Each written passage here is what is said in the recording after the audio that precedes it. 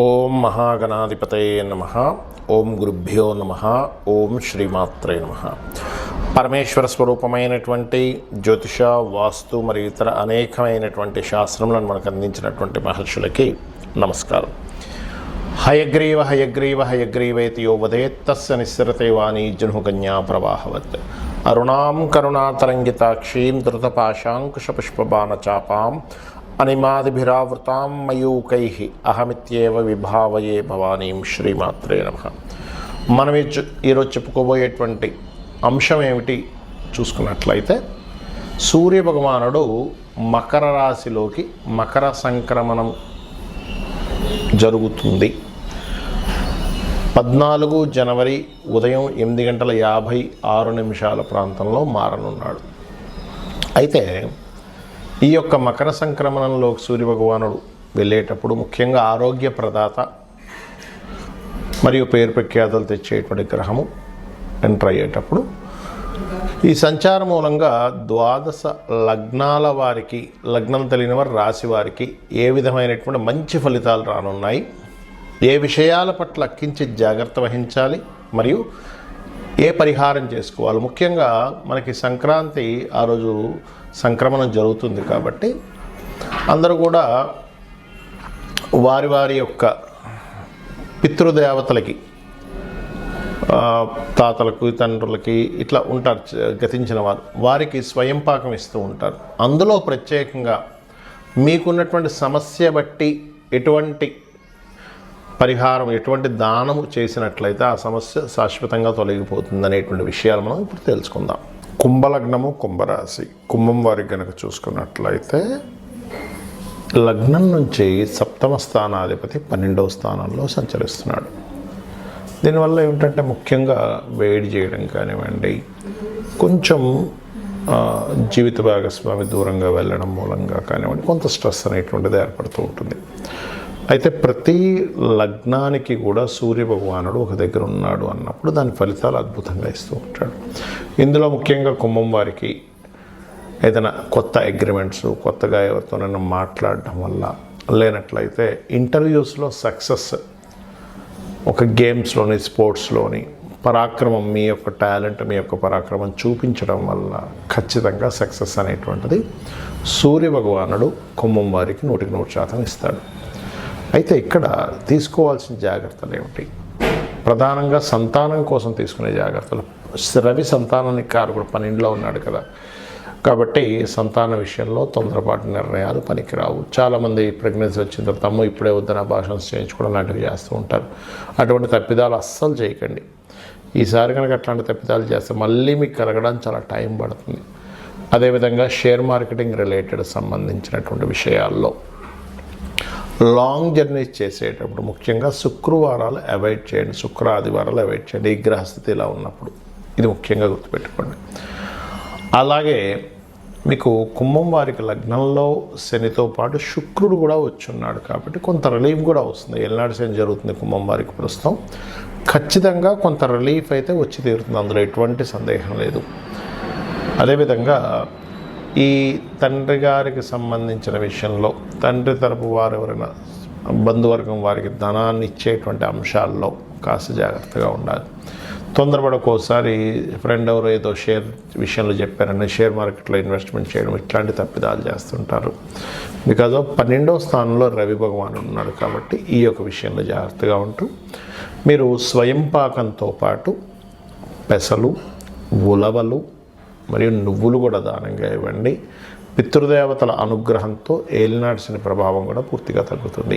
చాలామందికి జాతచక్రం ఉండదు, date of birth ఉండదు, టైం ఉండదు, కానీ మేము ఏదో ఒకటి చేద్దాం అనుకుంటున్నాము. మరి పర్టికులర్గా తీసుకోవాల్సిన జాగ్రత్తలు కానీ ఏం తీసుకోవాలి అంటే, సహజ జాతక చక్రం అంటారంటే మీకు అందరూ కూడా ఇప్పుడు ఉండేటువంటి రవి సంక్రమణం దేని మీద ఎఫెక్ట్ ఎక్కువ చూపిస్తుంది? మకర రాశిలో దశమ కేంద్రంలో ఉన్నప్పుడు అందరూ జాతకం ఉన్నా లేకపోయినా ముఖ్యంగా తీసుకోవాల్సిన జాగ్రత్త అగ్రిమెంట్స్ ఒకటి, వివాహ సంబంధించిన విషయాలు ఒకటి, లాభ అంచనాలు వేసేటువంటి విషయంలో పర్ఫెక్ట్గా తీసుకునే జాగ్రత్తలు తీసుకోవాలి ఒకటి. అలాగే మరి జాతచక్రం లేదండి, నేనేం దానం ఇవ్వాలి, ప్రతి ఒక్కరు ఇవ్వాల్సిన దానం ఏమిటి అంటే మీ సమస్య బట్టి ఉంటుంది స్వయం పాకంతో ఇవ్వడం అనేది. ఇప్పుడు ఉదాహరణకి ఎప్పటి నుంచో ప్రమోషన్ కోసం ఎదురు చూస్తున్నారు కానీ అవ్వటం లేదు.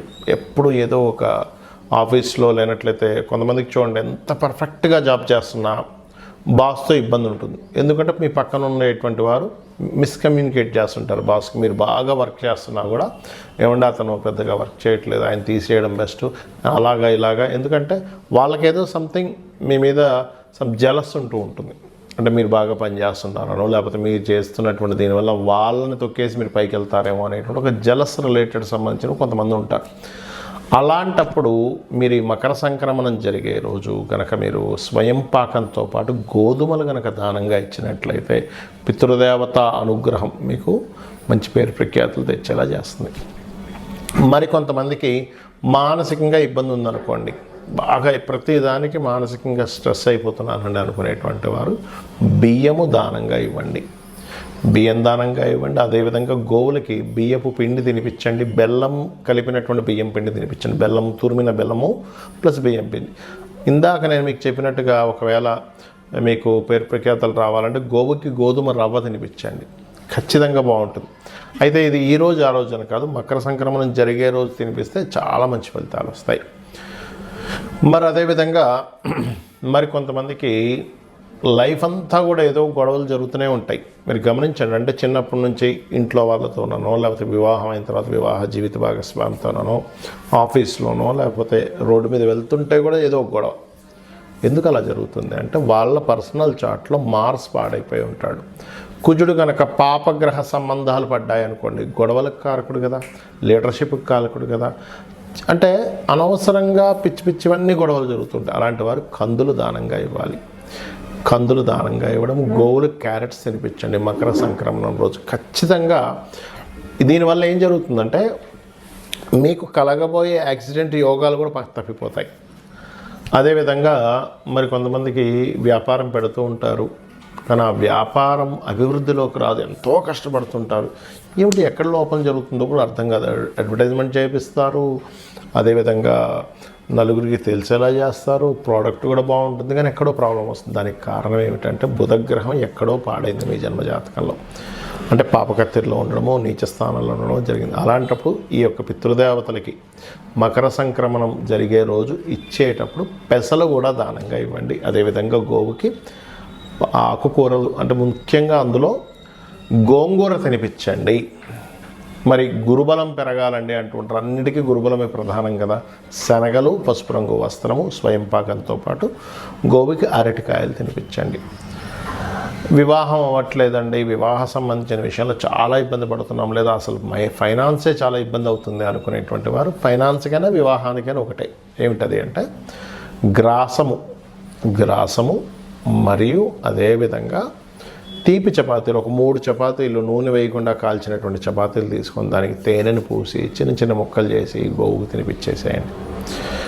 చక్కగా దానివల్ల ఏమవుతుందంటే సంబంధాలు ఏమైనా ఆగిపోయినవి కాస్త ముందు కదలడం కానీ, వివాహ సంబంధించిన విషయాలు చాలామంది లేట్ అయిపోతుంది, ఇటువంటివన్నీ క్లియర్ అవుతాయి. ప్రతిదీ ఆలస్యం అవుతుంది, రోగబారిన పడుతున్నారు. ఇంట్లో కొంతమంది చూడండి, ఇంట్లో ప్రతిసారి ఏదో ఒక రోగంతో ఇబ్బంది పడుతూనే ఉంటారు. తండ్రికి తగ్గిపోతే తల్లికి, తల్లి తగ్గిపోతే అక్కకి, చెల్లికి, అన్నకి, తమ్ముడు, ఎవరికో ఒకరికి, ఇంట్లో ఉండే రిలేషన్స్కి ఎవరికో ఒకరికి ఏదో ఒక హెల్త్ ఇష్యూస్ వస్తుంటాయి. దానికి కారణం ఏమిటంటే గృహ సంబంధంగా కొన్ని దోషాలు ఉంటాయి. వాస్తుపరంగా వాయువ్యం కానీ ఉత్తర ఈశాన్యం కానీ పాడైంది అనుకుంటే మీ జన్మజాతకంలో రోగకారకుడు మరియు శని కలిసి ఉంటాడు. అలాంటప్పుడు దీర్ఘ వ్యాధులు అంటే ఒక రోజులో ఒక పట్టాన పోవు అవి, అలాంటివి ఇబ్బంది పెడుతుంటాయి. అలాంటి వారు నువ్వులు లేదా మీకు దగ్గరలో ఆలయంలో ఉన్నట్లయితే శివాలయంలో అక్కడ నూనెని దానంగా ఇవ్వండి. మరి అనవసరమైన భయాలు ఉన్నాయండి అని అనుకునేటువంటి వారు మినుములు దానంగా ఇవ్వడము, గోవులకి 4 ఉండలుగా లడ్డూలుగా తయారు చేసి బెల్లంతో 4 ఉండలుగా తినిపించడము. ఆటంకాలు ఎక్కువగా జరుగుతున్నాయి అన్నప్పుడు